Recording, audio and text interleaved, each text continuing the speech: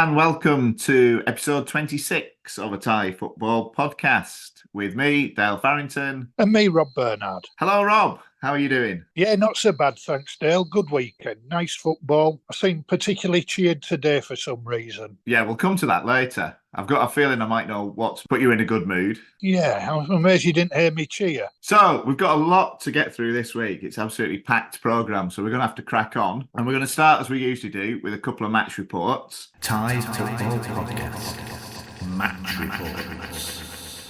Hello Dale, this is Kevin from Kickoff Corner and this is my match report for Muang Thong United versus Ratchaburi. The game was a draw, the score was 1-1, but let me tell you one thing from the get-go. This game was one of the most boring games I've ever been to. From the very first minute, I've never ever witnessed a crowd that silent. They did not even bother clapping when the kickoff whistle went off. And when I talk about the goals, the first goal came out of nowhere. It was a beautiful strike by the ex-Muang Thong United player Korovich Tasa, but I still think the keeper should have saved it, but my problem over here was Muang Thong dragged the game on for way too long till Villian Pop got the equalizer in the 64th minute. But Ratchaburi got their first goal in the first 4 minutes. Talking about the problems, Villian Pop was one of the worst players on the pitch. I know he did score a goal and the stats might say that, he was not one of the worst, but he failed the eye test. He was so frustrating to watch. He just could not bother making the simple pass. I don't know what he thinks about himself. It's almost like he wanted to do everything on his own. He reminded me so much of Marcus Rashford, He used to take on the players on his own. You would see him not tracking back after making a silly mistake and just give up on the pitch. He was really lucky that he got that goal. But overall, his game was abysmal. There were a few chances Muang Thong could have capitalized on. But Villian Pop just decided not to make that simple pass and he has costed us the game pretty much. I know he did score the goal, but this game should not have been 1-1. Looking at, the way the game went, I think Ratchaburi should have won that game. But overall, I think Muang Thong gained a point in this game rather than drop 2 points. That game was looking so bleak and it almost looked like Muang Thong were not even going to get a single point. So a point for Muang Thong over here is probably a blessing. And I feel bad for the Ratchaburi fans for, kind of dropping 2 points because they probably deserve to win this game. Anyways, that's pretty much it from my side. Thank you so much for having me on the podcast this week and keep it up with the good work you guys are doing. So thank you so much for that and good luck with the show. Thank you, Kevin, and thanks for the kind words. Much appreciated. Now, got some sad news for everyone. Unfortunately, Reza, who's our regular Ratbury correspondent, was very selfishly having some time to himself this weekend, so he wasn't able to get to the game. However, John Oliver, who has been on the show before, stepped in and sent us this report from the game at Muang Thong on Saturday. Thai Football Podcast. Match Reports. Dale has asked me to stand in for Reza, who couldn't make it to this game but was watching the game on his phone in Malaysia. This was my first visit to the Thunderdome, and thank you, Dale, for helping us with the car park information. It didn't help the car park was in use by Carnival, but we found an empty corner in which to park. Firstly, my thoughts on the Thunderdome. It was built for football, which always is an advantage in Thailand. A nice facility with 2 club shops and adjoining training pitches. A bit pricey though with admission. For visiting fans, 25% higher than the Dragon Solar Park, and a can of beer costs 20% more. Okay, on to the game. Ratchaburi were starting without their goal machine, Martin Najiva, but we had trusty Korowicz ready to stand to the mark with our faithful sit shot waiting in the wings, so no problem. Ratchaburi got off to a perfect start, with Korowicz fired home from the edge of the box in under 4 minutes. It was a close game with end-to-end football from start to finish. The main Muang Thong threat was from William Pop, breaking free down the wing several times before eventually beating our informed Campon in the 64th minute. Both sides had chances to take 3 points, but it remained at 1-1, which I think was probably a good reflection of an excellent game of football. Cheers. Yeah, John, that sounds like a fair result, 1-1. Very interesting to listen to the contrasting prices as well. Yeah, I guess Bangkok prices when you're out in the provinces, Rob, and you go to the big city. Yeah. It's a big shock to all us country bumpkins. Sure. But yeah, it was a good report from John. And as he alluded at the start of his match report, I did give him tips on where to park the car. So thankfully they found a space. I mean, there's always somewhere around there, isn't there, where you can park. Although, have you ever driven to Muang Thong, Rob? I only drive through the covers. Hi, my name is Anthony, and I'm listening to a Thai football podcast. Now, we did have a report from Isaac, who went to watch Konkan United against BGPU, a game that I saw, and I was very impressed with Konkan United, actually. So this is Isaac talking about his team's 1-1 home draw against one of the top sides in the country. Thai football podcast. Match reports. Hosts Konkan United held BGPU to a 1-1 draw in front of a crowd of more than 6,000. The fans who turned up were likely disappointed to have missed a chance to see Chanathip Songkrasin, yet were satisfied in the end to see the T1 draw specialists walk away with a point against the title challengers. Renato Kalic scored the opening goal in the 9th minute for the visitors, heading home from point-blank range, from a flicked-on corner. Konkan United would have a very similar chance to score a few minutes later, but had their close-range shot bounce off the crossbar. There was a VAR check to see if there was a foul during the ensuing scramble in the mouth of the goal, but no penalty was given, and rightly so. The home side grabbed the equalizer shortly after half-time, also scoring from a corner. A low cross that passed through the legs of several players eventually found its way to the feet of Jacket Pulapan, who swept the ball into the back of the net. The visitors had a few chances to grab a winner, but were denied by United keeper Kairawat Wongthapan, who turned in yet another man of the match performance. Yeah, you've got to say that's a creditable point for Konkan. I saw BG the other week and they look good and they're on a bit of a run. So they'll be happy with that point, I would guess. I would think so. It was a good battling performance and the crowd was incredible. I mean, there was 6,500 there and they really got behind the side. It looked like a cracking atmosphere. Great result for Konkan United. Now we're going to drop down a couple of divisions and we've got our old mate Steve. He was at a game at the weekend and he starts by talking about car parks as well. Thai football podcast. Match reports. Cass and Bundit are playing from left to right, kicking towards the car park. I shall give you a further update if there's any action or any goals. Otherwise, I shall come back at half time. Cass and Bundit have got a penalty. It was definitely a foul. They did protest, but the referee had no doubt about it. So they're just about to take their penalty. Of course, it's the African star player. And he blows the whistle and he steps up to say, left-footed as well. Oh no, he's changed his mind. He's going to go right-footed. There. Straight into the corner. No messing. 1-0 up, Cass and Bundit after 5 minutes. Penalty, deservedly so. It's half-time here at the Cass and Bundit Stadium, or the newly named Sawangdi Stadium. The penalty was the only goal of the game. It's been quite a scrappy game actually, and both sides just lost possession in midfield most of the time. The African guy, number 10, he seems to think he wants to do everything. He wants to beat the players, he wants to score. In the first half, on the right-hand side, Cass and Bundit had an attack, crossed the ball into the middle. Some Cass and Bundit player was on the 6-yard line, tried to blast it into the goal. It kicked the ball into the car park from 6 yards out. Pretty scrappy game at the moment. 1-0. Cass and Bundit, so hopefully we'll get a better second half.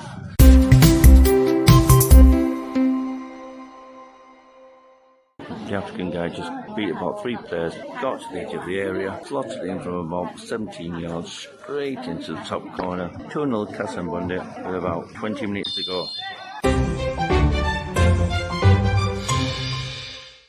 Great goal from the number 4, running from his own half, beat the offside trap, played it through to himself, a little about Alan Anson all those years ago, run through to the goalie, slip past the defender, slotted it into the corner. Great goal.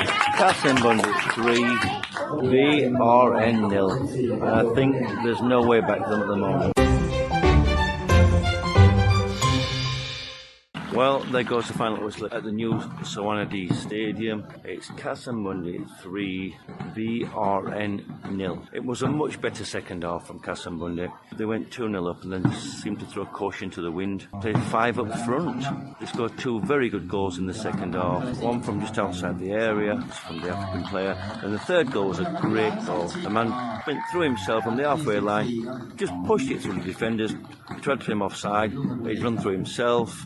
There's a crowd of about maybe 250 to 300 this week, and I'd say there's about 25-30 away fans.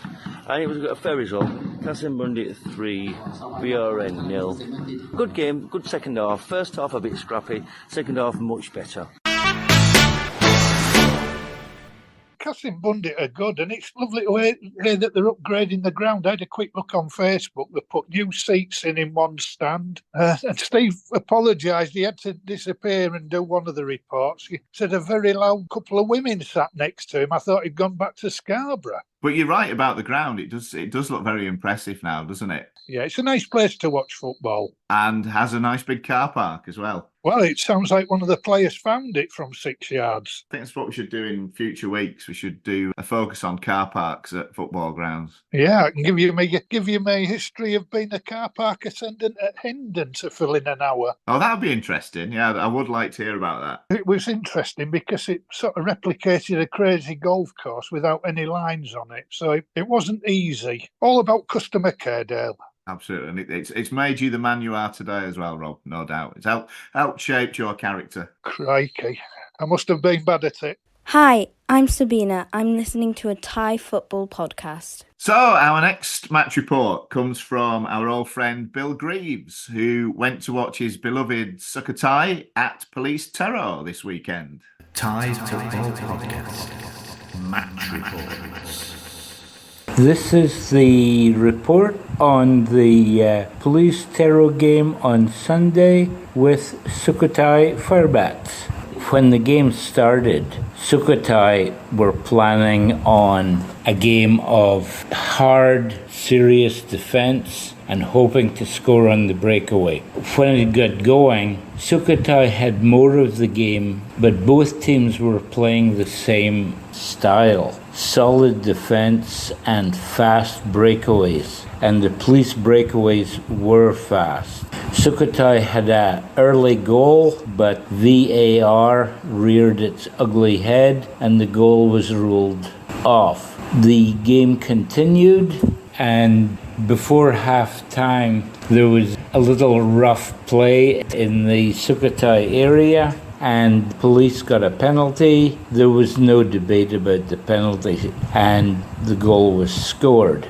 At halftime, Sukhothai were losing 1-0, and no one was really concerned. We were by far the better team in the first half. We had an unlucky penalty awarded against us. The second half would see matters put right, surely.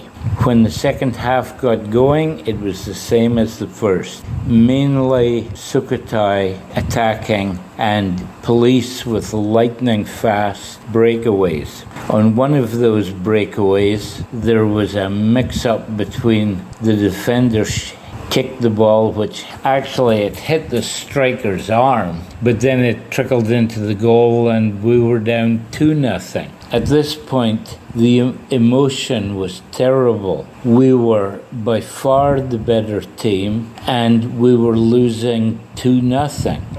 What could be worse? On 70 minutes, Bonilla got a nice goal. It was 2-1. At that point, the emotion in the away supporters area was, well, if we're lucky, we'll get a 2-2 draw out of this. Let's see what we can do. And then not long late after, a beautiful header, boom, it was 2-2. And when that goal went in, I was thinking, we can win this game. We don't have a lot of time, but we've got enough time. And sure enough, a few minutes later, Baggio with beautiful play put it over the goalie's head, ran round him and put it in the net. We were up 3-2, and the emotion at the away supporters' end was incredible. Sukhothai has a group of supporters who live in Bangkok and call themselves the Hardcore, and they go to all the away games and add atmosphere like you would never believe. When we won that game, the emotion was crazy. I know people sometimes wonder why week in, week out, we travel to see away games. Being at the bottom of the table, more often than not, we have to endure frustration, sadness, all kinds of terrible emotions. But why do we do it? Because every so often we get a game that gives an absolutely brilliant result. And Sunday's game was one of those. It was a long 40 years ago. I was in Gothenburg to watch Aberdeen beating Real Madrid, the last time Madrid was beaten in a European final. And after winning that one, approximately 2-3 in the morning, you couldn't sleep, but I was absolutely drained. And last night, when we were having dinner after the game, I felt the same way. I was excited. I was exhausted. What a great game. Thank you. And that's a lovely report as ever. And a great comeback, 2 down to win at Terro, who are obviously fighting for their lives. That is a big result in the relegation battle. It was, yeah, good performance as well. Good second half performance. I did see snippets of it and they looked well worth the win, actually. I think they'll probably end up comfortably mid-table, won't they, Sukhothai, this season? Yeah, he's a good player, isn't he, John Baggio? Yeah, I think he's everybody's favourite player as well. Oh, I like Bill at Chiang Rai. I want to go out with Bill for a night. Do you think you'd survive? I think I'd have more chance with Bill Greaves than Bill at Chiang Mai. Maybe the three of you could go out. That'd be interesting. And bump into Leroy, what's he called, Leroy Lita, in a nightclub in Sisaket. Well, anything can happen here, as you well know. Hi, my name is Tim, and I'm listening to a Thai football podcast. When is a home game not a home game? And we're about to find out. So it's over to you, Rob, and you can explain why the away team was playing at home and the home team were playing away. Thai football podcast. Match reports. Yes, Dale, the local derby here in Sisaket has ended. Rice Salai United 0, Sisaket United 1.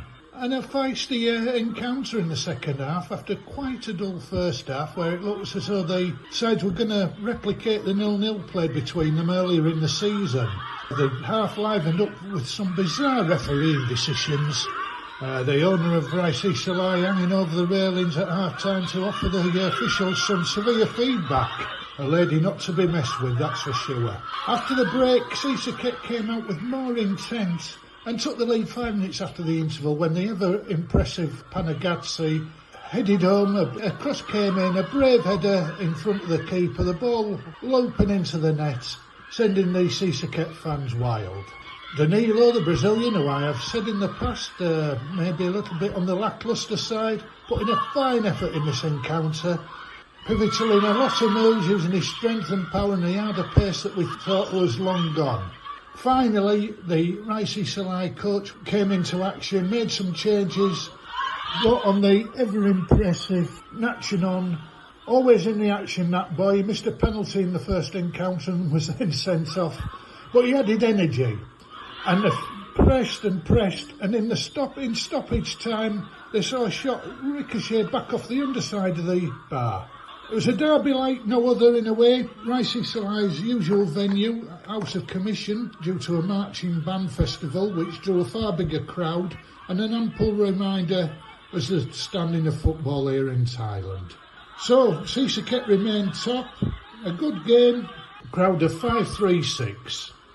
Sounds like another good, entertaining afternoon, Rob. I think you're quite spoilt up there in the northeast, aren't you? Yeah, I mean, there's obviously with 2 clubs in the city and Ubon just up the road, there's always something to watch. The first half was a bit dull, but the second half, both teams really went for it. The coaches seem to have read a different tactical manual at half-time, and it made for a good encounter, yeah. And a good atmosphere. So you don't regret missing out on the marching band competition then? You think you made the right choice? Do you know what? In an ideal world, I'd have seen both, but not always easy. I wouldn't have minded seeing some of it. There was a massive crowd there. And talking of massive crowds, possibly the biggest game this weekend was in Bangkok at the Pat Stadium, where Port played Buriram United and came out 4-1 winners, which does explain your good mood today, Rob. I must admit, I did enjoy that game last night. I thought Port were absolutely outstanding. They would have beaten anyone in the league last night. They did look very impressive, I must admit. But someone who's not feeling as happy is Jamie Pinder. Now, Jamie's a Bury Ram United fan. Pre-match, he'd agreed to come on and talk about the game. And it's all credit to him that, considering how much they were battered by Port, he kept his word. And we had this chat pretty much straight after the final whistle last night. A Thai Football Podcast interview. And now joining us from his shack in Iraq is Mr. Jamie Pinder. Hi, Jamie. Dan, how's it going? It's going very well, thank you. Although I guess not so well for you. Well, as you say, one team won today, one team didn't win, so it's life. Well, that's why you've come on to discuss the big game. So, first of all, what were your thoughts on the match? Started well, obviously. Started very well. 10 minutes in, we're 1-0 up. 15 minutes in, we're 2-0 up. And all the Bury Ram fans will say VAR did us a disservice, and all the other fans will say VAR worked perfectly. That's football, mate. People love it or hate it. And I think everyone maybe now understands that Bury Ram don't get all the decisions on VAR. I didn't actually see the incident, and I've not seen the replay. So what actually happened with the disallowed goal? I wish I knew, mate. I don't know whether it was given for a push or for a nudge or for an offside. I really don't know, but it was a poor decision, whichever it was. Went against us, that's life. Basically, they went down the other end 5 minutes later and scored a rather acrobatic goal. There was a lot of niggly fouls. Either set of fans will tell you they were the ones who were being kicked over the pitch. I'll say we were, they say they were. And they got a bit ragged, to be honest, mate. By half-time 1-1. Pretty fair, pretty even first half. I thought so. Like you said, the first 15, 20 minutes were, I thought, really entertaining. And then it got very scrappy. There were lots of niggly fouls, as you just alluded to. 1-1, first score. And then the second half, I thought they absolutely battered you. To be honest, mate, 2 minutes or 1 minute in, I looked up and there was the ball was in the net, and I tried to work out who had hit it. It took about 2 replays to figure out who had hit it. I mean, you can't complain about that. No one's going to stop that shot. Absolute super strike. Nothing wrong with that. Then it got a bit scrappy again. Pluffy went for the back of someone and got nothing for it. And then we went down the end. We hit the crossbar, underside the crossbar. Another couple of inches that had gone in. That had been different. So things like disallowed goals and underside the crossbars. It could have been very different. I will say that I think they surround the ref and get in his face. They will say we get around him. I put a note down there. I like this. I said on 75 minutes, Port scored a third. Bury Ram really are trying to get their coach sacked for once. It could have been far worse, mate. I mean, Borden missed an open goal, which you or I could have put in the net. Then they got a fourth goal, and it could have been more. I wrote some funny things down. I was thinking, finally, Port get payback for when we put 5 past them and relegated them, and maybe that's how they feel. I don't know. I'm sure the Port fans in the pub are having a whale of an evening. Good luck to them. Hope they enjoy it. I'm sure they are. And you mentioned the coach there. By the time this goes out, which is Wednesday, do you think he'll have gone? I was hoping by the time we did this podcast, 4 hours after or 2 hours after the game, he might have gone. Well, I haven't seen anything yet. I haven't seen any news on that subject. Yeah, you have to look at it and think, okay, I've been convinced for a while they've got somebody coming in, but it's not until January. So if you're in that situation, do you dump the coach and play with a caretaker coach and hope you get something, or do you stick with him? Now, I think sticking with him has been the bad plan this moment. He'll be gone by Christmas for sure, but I don't think they should be sticking with him because he's put us out the title race, basically, with the way he's playing. I had a little fantasy moment just before we come on and think, well, Mano, our lovely friend Mano is out of a job, and maybe he'd come in. His first phone call would be to Diogo Luis Santos saying, look, mate, you've just finished the Malaysian League. Any chance of borrowing you for 5 months and coming to play for us? Wouldn't that be lovely? Would that be your ideal scenario then? I think this, of course. Don't think it'll happen. If Mano, are you listening to this, mate, let me know. Drop me a line. They've always got something up their sleeve, Dale. They've got something in the background. They're always hiding stuff. But I think you've said on Twitter a couple of times you're surprised that it has gone on this long, because usually your owner, chairman, whatever you want to call him, is quite ruthless when he needs to be. And it's very out of character, isn't it, that he's let this go on for so long? I was looking just before we came on. We drew like 5 out of 6 games, and if we hadn't got draws, we'd be like in 12th place in the league. And if we won them, we'd be like a point behind Bangkok United. So that run of results that normally would have got rid of a coach years ago straight away. Whether there's some loyalty to him, I can't believe Nevin has loyalty to anybody when he doesn't need them. I know him. He's not like that. You know him. He's not like that. There's something going on. I've asked a couple of people sort of within the inner circle, and no one's letting on if they know anything. regardless of who's in charge, what are your hopes and expectations for the rest of the season? Well, short of beating Bangkok United home and away, and then going unbeaten until May, we're not going to win the league for sure. Our ambition is, I guess, to finish second and win the cups. That's what you've got to aim for. We'll certainly finish above Port. I think we'll catch BG, but I can't see us beating Bangkok United in January on the current form. They're going to hammer us, in which case it's all over. They do look very good, don't they? It's interesting. I was just thinking something that Rob, the lovely Rob, said at the beginning of the season. He said, as usual, it'll all be over by Christmas. Yeah, Rob, but not the team you thought would be up ahead. If it's a different teammate. Well, I will be mentioning that to him because he did back Bury Ram to win it. And I think he's still resolutely sticking to that, you know. You've got to give him credit for that. If they won every game in the second leg, they might win it. But that's the only way they're going to win it. Now, that's not beyond the realms of possibility, is it? Given their previous track record. Well, years gone by, not maybe. But as we're sitting here right now, it is probably pretty much beyond the realm, I think. There's talk of, I've seen 3 or 4 young Brazilian, or say young, late 20 Brazilian strikers, being touted as coming to the club. And there's a couple who are definitely on the way out, especially those who got banned from the AFC games. They're definitely on the way out. So there'll be a change. You know what we're like. We love to change mid-season, sometimes with success, sometimes not. A new coach putting some, kicking them up the backside. So I think we'll finish second for sure. But Bangkok will run away with it. That's very optimistic. Because I was going to ask, and this, in all seriousness, I mean, we've talked about the performances this season, and quite clearly the current coach isn't up to the usual standard. We've seen it with my club, Chonburi, certainly, and we've seen it with Muangthong United to a certain extent. Once a club falls from grace, it's very hard, isn't it, to get back up and challenge again. Do you think we're in some sort of end game of Bury Ram's dominance here? What are you expecting me to say to that? Well, an honest answer, Jamie, really. 2016, mate. I've mentioned it a few times this week. 2016, the whole Tiraton episode, he destroyed the dressing room and he left and went to Muangthong. And they didn't recover that whole year. They changed coaches, I think, 3 times. They went from Gamma to an Iranian guy, I forgot his name, and then to Bazadar Bundovic, whatever his name is, went to him. And they finished up 4th when the season was truncated at the end because the king died. They bounced back. They won the league. I think the one thing about this coach is he knows the junior setup, and he has blooded a lot of players recently from the youth ranks, which is good for the future. They won't all make it. They're not all going to be super nuts and super chocks, but some of them will make it. So the future is not bad. Of course they'll bounce back. There's no doubt about it. No club is a better run normally, has a better setup and better academy than that team. They're not going to fade away. I'm sorry. And that's a great place to end it. Thanks, Jamie. And thanks for coming on. It can't have been easy in light of a 4-1 defeat.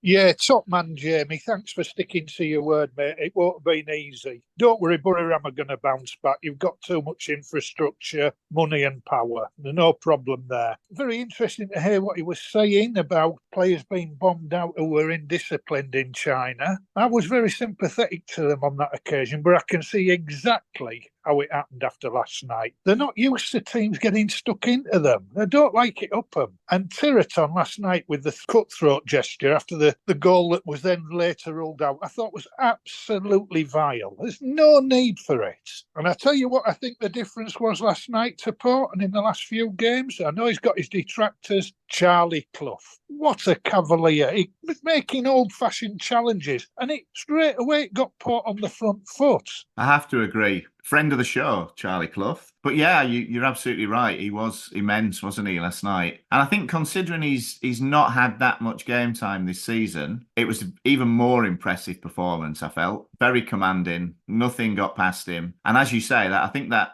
kind of attitude spread throughout the whole team, didn't it? They were certainly up for it. Definitely. And I tell you what, it was the same against BG. They were absolute Trojans. And I think they would have gone on and won that BG game. Fortunately, last night, they had Hamilton to come on up front. And it made a massive difference. I think they were well-deserved winners. From a Bury Ram perspective, I mean, obviously, Jamie and I mentioned it in the chat we had, but the coaching situation is just bizarre, isn't it? Well, I'm going to be watching their FA Cup game on Wednesday at Uttaradit with great interest. Will he be on the bench? And it'll be interesting to see the players' attitudes. Are they really wanting it? Well, keep an eye on that one. The good news for Port is the soft underbelly seems to have gone. I expect them to do very well in the second leg.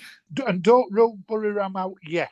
As you quite rightly said, they have got the capabilities financially to attract the right coach. Don't put anything past them. And all credit to you, Rob, for sticking to your guns as well. Don't get me wrong, I think I'm completely out, but I wouldn't rule it out. I think Bangkok United have surprised us all. They've been immense. But just don't rule Buriram out yet. I've seen stranger things than that have happened. Remember Liverpool being 9 points adrift at Christmas. Hi, my name is Fran and I'm listening to a Thai football podcast. Now, on to the other end of the table, the relegation battle. So Gian came on and we had a look at the bottom half of the table, and he kind of turned the tables on me to some extent when he put me on the spot and asked me about Chonburi. So this is a conversation that Gian and I had about the possibility of who's going down this season and who's staying up. A Thai Football Podcast interview. Welcome back, Gian. It's really great to have you on the podcast again. Yeah, thanks for having me. How have you been? Good, fine. Back in Thailand at the moment, enjoying watching as much Thai league as possible, and great to talk about it as well. And enjoying the weather, presumably. Oh yeah, for sure. So you've come on today to talk predominantly about the relegation battle in the T1, which is very tight, isn't it, at the moment? A lot of teams who are either already in it and quite a few more who could easily get sucked into it. So go on, initial thoughts, please. Well, I'm firstly stunned about Chonburi's performance, and we'll come on to that in a second when I flip it back on you. But a lot of teams that I thought would struggle have had fantastic seasons. I think number one of that we have to bring up is with Taitani. They started very badly. I thought they were nailed on relegation candidates. And the new coach there, I think his name is Mikael Stara from Sweden. What a turnaround it's been. They look very good. They look very organized. They're a big threat on the counter. And I think that they will not only survive, but have a fantastic first season in the Thai league. So that's really impressed me. The Pathom as well, with their manager, Akbar Nawaz, they look very good. It's a difficult place to go now. I wasn't expecting that, but they're very compact, hard to play against. They press very well, but they've lost their last two games, lost to Chiang Rai at the weekend, so they could get sucked back into it. And Khon Kaen have not won in a long time, and I thought they would be doing better. So flipping on the other end, Chonburi and Khon Kaen and Prachuap, all three of them, I didn't think that they would be in the relegation battle. I thought that they would be fairly safe in mid-table. When I look at the players Prachuap have, I thought this is not a team that will be in the relegation zone. Not only that, they're actually bottom of the league, which is quite surprising. And of course, Chonburi, one of the, I would still argue, biggest clubs in Thailand with a great history. To see what's happened to them and to be so far adrift from safety this point in the season is quite scary. So I want to flip it back on you. Like, what's gone wrong this season? Why are Chonburi where they are? Oh, how long have you got? Really? Yeah. I think this has been coming. It's something that's built up over the past few seasons. We have flirted with relegation once or twice before in recent times, as you're probably aware. In terms of this season, we brought in a new coach. Sasson went. We are very reliant on younger players, which when things are going well, it's great to introduce youngsters into the squad, get them playing as much as possible. And obviously our track record of bringing young players through is a very good one and something we're rightly proud of. However, in this situation, it's not ideal. I mean, I looked at the team the other day against Prachuap and it was a very young side, very little experience. And when you're in a relegation scrap, you need players who are going to knuckle down. And I think as well, the foreigners we've brought in this season aren't as good as ones we've had in previous years. I'm not impressed with the centre half. The forwards look a bit lackluster. I think the only one that has got any quality is Patrick Dato. And obviously,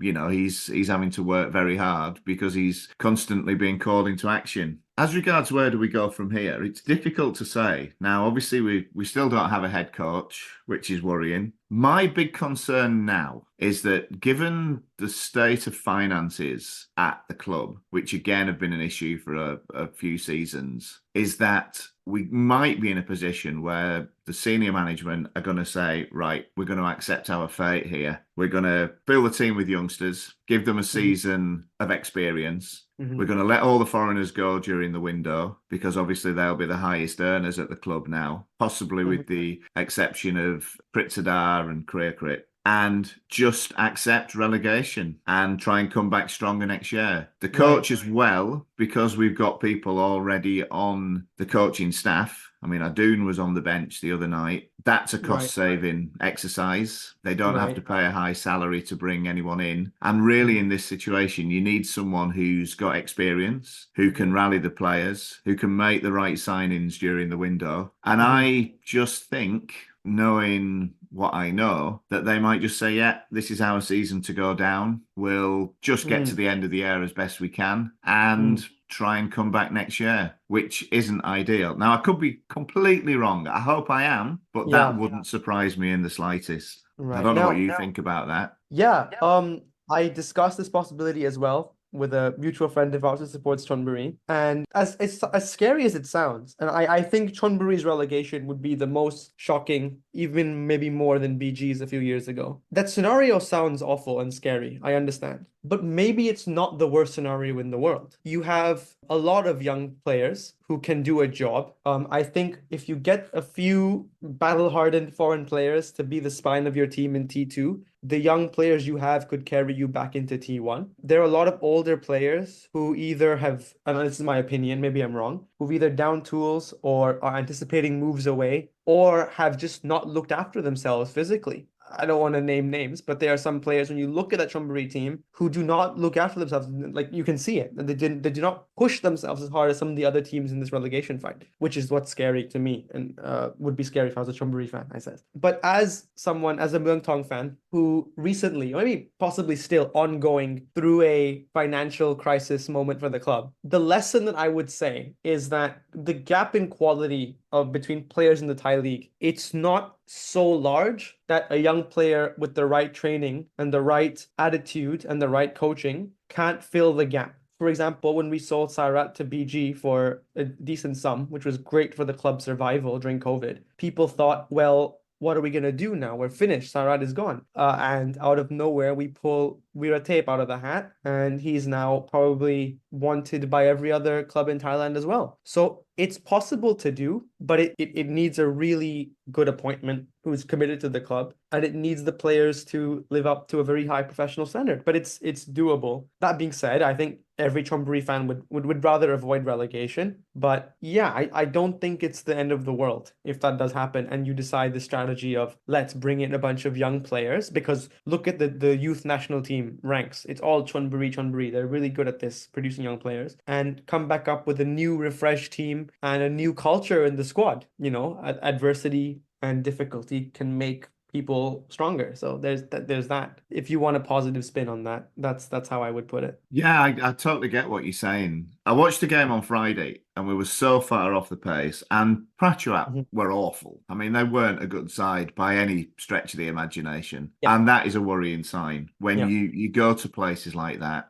3 points on Friday. That would have sent out a message. It would have shown that they do have the bottle for the fight. It would have stranded Prachuap a bit further at the bottom. There'd have been a few points further adrift, wouldn't they? I think 4 points adrift before the game, and now they're only 1 point behind us. I can't honestly see where the next win's coming from. I mean, we've got a couple of difficult games before the break. Right. I mean, Muangthong at the weekend. We've got Bangkok United. So it's not going to be easy. And that's when you start looking ahead, isn't it? And thinking like, where's the next win coming from? Where's the next point coming from? And unless we do something drastic in the break, I think we will go down. And I think we've already accepted that now, which is worrying.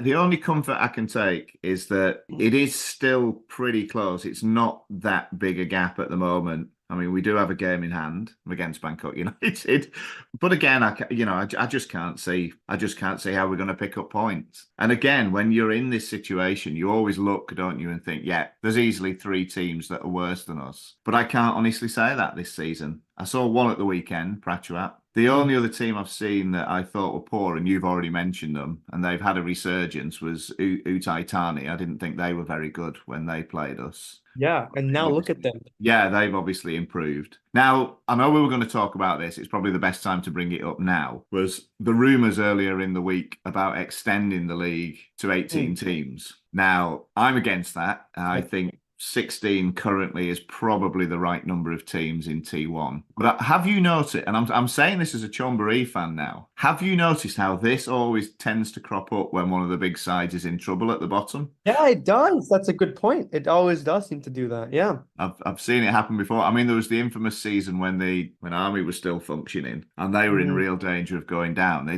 don't think they extended the league, but with about 3 weeks to go, they announced there'd be playoffs to determine the relegation spots at the end of the season. I don't think it's a coincidence.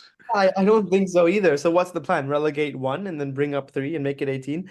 Look, I don't think it should become 18. I think 16 is perfect, and I say that for 2 reasons. The first is there's no weak team in the Thai league this season. There's no team that's like there to get beaten by everybody, and that's very good. I mean, the reason Chonburi is down there, yeah, a lot of it is down to the struggles with your own management and problems of your own making. But another part is that there's no weak team. I mean, you look at Konkan at the weekend, they had BG at home. Within the first 30 minutes, they could have been 4-0 down, but they rallied, they got themselves together, and they managed to grind out a point, which is very impressive. So there's no weak team, and that's great. And secondly, it makes T2 a lot stronger. There's a lot of teams in T2 that have real quality. Real quality is relative, of course, but relative to in that league, it means that there are better teams down there, and it elevates the standard down there. If you bring all of the decent teams in T2 into T1, then T1 becomes a less lucrative price. It becomes easier to get into, and then the quality will drop overall. So I think 16 is perfect. I think it shouldn't change. If it is your management pulling some strings behind the scenes, that's possible, but I don't think that they will make that kind of change in mid-season. I have more faith in them than that. And if they want to extend to 18, they should make it clear before the season starts that we're going to do this, not mid-season to save a club. And I would say that if it was my club there or someone else's club there, I wouldn't want this. But hopefully it doesn't go through, and hopefully Chonburi survive anyways. Well, we'll see. I agree on both counts. I hope we do survive, and I hope it doesn't go through. And of course, there is another factor that we have to mention is the situation at Please Terror. Now, we mention this pretty much every week on this podcast. They're in a mess. I know there's been some news this morning that there have been questions being asked about the Cambodian investors that should have been asked a long time ago, not now. I mean, if we lose Police Terror, which I don't want to happen, obviously from a footballing point of view, but you clutch at straws, don't you, when your team's in trouble? And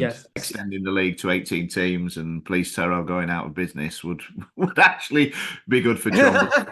not that I'm wanting either of those things to happen. I've got to stress that now. I'm all for a level playing field, and league positions and relegation and promotion should be determined on the field and nowhere else, in my opinion. So I don't want those things to happen. But these are the kind of things that could, come the end of the season, be Chonburi's salvation, which is quite tragic, really, when you consider our history and our reputation. That's true. But on the other hand, competitive football is like that. If you can't run your club, if you can't pay your players, you deserve to go down. It's always tough on the fans. The fans are the ones who suffer the most, and I really feel terrible for Taro fans. But I think that if you run your club badly, you should go down. That's how that should work. And that's how we encourage the rest of the league to get their stuff together. I mean, not paying your players in an ideal world would result in a points deduction. If it results in a mass exodus of players, then that's what the management gets for how they perform. And again, it's huge sympathy for the fans. I hope management get their stuff together. Although, again, from a selfish perspective, I'm looking at Tero's squad like a Christmas shopping list at the moment, discussing with my Muang Thong friends, who should we sign? Who should we, what should we do?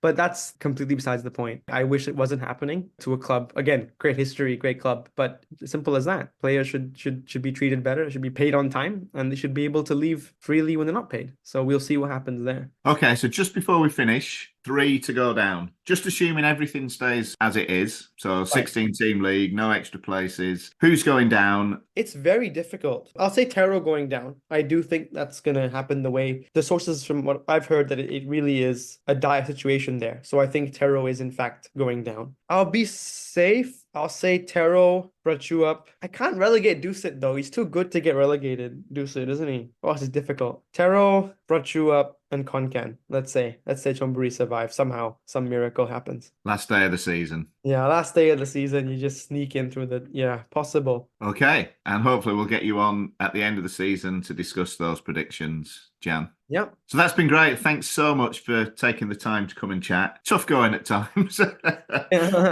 but it needed saying. So thank you. Enjoy your week and enjoy the warm weather. Yeah, I enjoyed that, and it was good of Jan put you on the spot. If I can just put my input on the Friday night game, Dale, I thought you'd be okay. But I tell you what, there's no physical presence. The solution that Porter found is exactly what Chonburi need. They were shocking at the back. They looked like a youth team. They weren't so bad going forward, but the foreign players for Pratchett just bullied them. Yeah, it's a big problem. I mean, obviously, I said my piece in the conversation with Gian, but I am really worried. I think we're going to go down. There you go. I think we will. I don't think we've got the heart for the fight. That was very evident, wasn't it, on Friday night? There was just no leaders on the pitch. There was nobody getting stuck in. There was nobody willing to roll the sleeves up, metaphorically. And it's a worrying sign. And not having a coach as well, or even a sniff of one, I think, at the moment. There's too many of them trying to play pretty football when that's the last thing you need when you're at the bottom of the, in real trouble.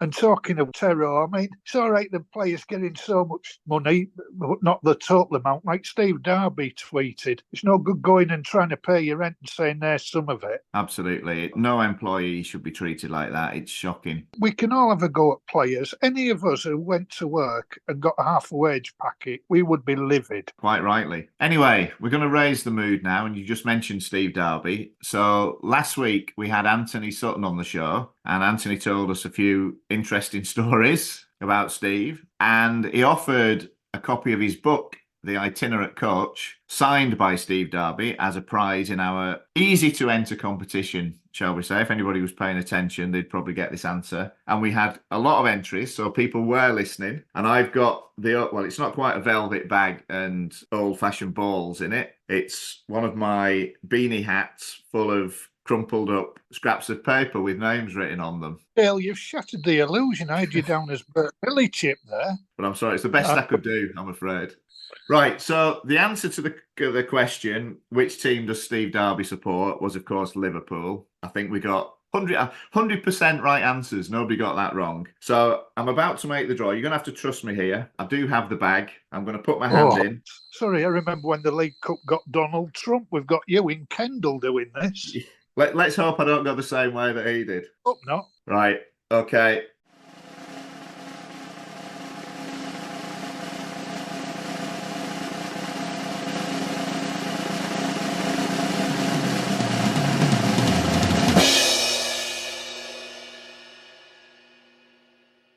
I've got the winning one, so I'm just unfolding the piece of paper. And the winner of a signed copy of The Itinerant Coach by Anthony Sutton is Craig Henry. So congratulations, Craig. If you can send us your details, we'll get that in the post to you as soon as possible. I mean, obviously it's Christmas over here, so there might be a delay in getting it to you, but we'll get it to you as soon as we can. Congratulations to Craig, and thank you so much to everyone who entered. Fantastic response. And obviously thanks to Anthony and Steve for donating the prize. Much appreciated. Thanks for everybody who's getting in touch all the time, and the contributors. Everyone who's got involved with this podcast made it so worthwhile for us. They certainly have. It's been fantastic, hasn't it? I know we've said it before, but the response has been brilliant. And yeah, we're both very appreciative of all your support and contributions, and please keep them coming. So I think that's pretty much it for this week, Rob. Have a great 7 days, and we'll speak to you next Wednesday. Stay well wherever you are, folks.